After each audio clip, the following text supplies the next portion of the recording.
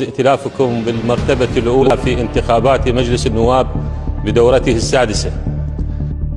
سەرکەوتنی هاوپەیمانێتەکەی محەممەد شیاع سوودانی چێبڕچی پێگەێنانی گەورەترین کوتلەی پارلەمانی بۆ پێگەێنانی کابینەی نوێ بە دوای خۆیدا دەیەنێت و دەرگا لە بەردەم چەند سیناریۆکدا دەکاتەوە کە ڕەنگە چارەنووسی هاوپەیمانێتەکەی سوودانی دیاری بکات.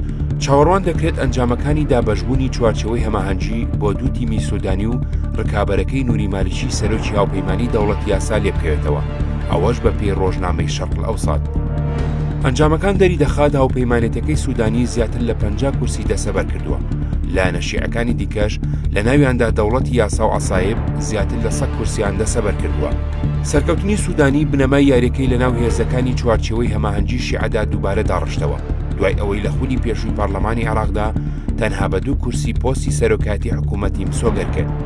ڕەنگە نوری مالیشی و قەیس خەزعەلی کە پێکەوە زیاتر لە 60 کورسیان بەدەستهێناوە بۆ جاری دووەم دژایەتێکی توندی سوودانی نیشان بدەن بۆ وەرگرتنی پۆستی سەرۆکی حکوومەت.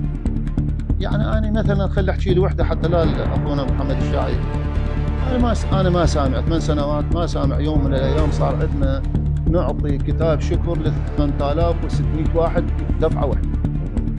بەجۆری سەرچاوەکان سەرکردەکانی چوارچێوەی هەماهەنگی بیر لەوە دەکەنەوە خۆیان بە گەورەترین کوتلە بناسیێنن بەبێ بەشداریکردنی سوودانی.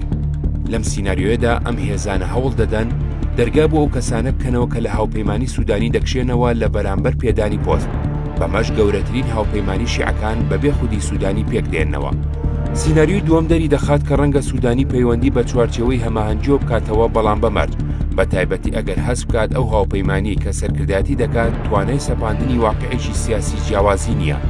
پەیوەندیکردنەوەی سوودانی زۆرینەیەشی تەواو بە چوارچێوە دەبەخشێت، بەڵام سەرکردەکانی ناو هاوپەیمانی ئاوادانکردنەوە و گەشەپێدان وەک ئەحمەد ئەسەدی و فالح فەیاز دەهێنێتەوە ڕیزی دانوستانەکان کە ئەگەری هەیە کاریگەری سوودانی لە ناو حکوومەتی داهاتوودا کەم کاتەوە.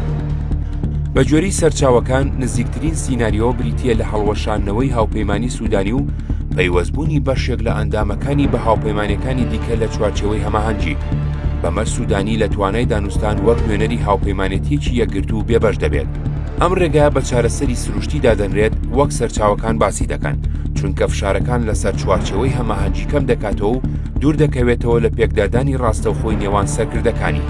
لەگەڵەوەشدا بە مانای دابەزینی هەژمونی سوودانی لە هەڵبژاردننی سەرۆکوەزیرانی داهاتووشدا دێت. بەڵام ئەگەر یەکەیەکە کەسانی نزیک لە سوودانی برەوی پێبدەن بریتیە لە ڕاکێشانی هێزە شیعەکانی چوارچێوەی هەماهەنگی بۆ پرۆژەی ویلایەتی دووەمی لەسەر بنەمای هەڵوێستی ئەمریکی و ناوچەیی تا بتوانێت بنەماکانی یاریەکە لە بەغداد دابڕێژێتەوە.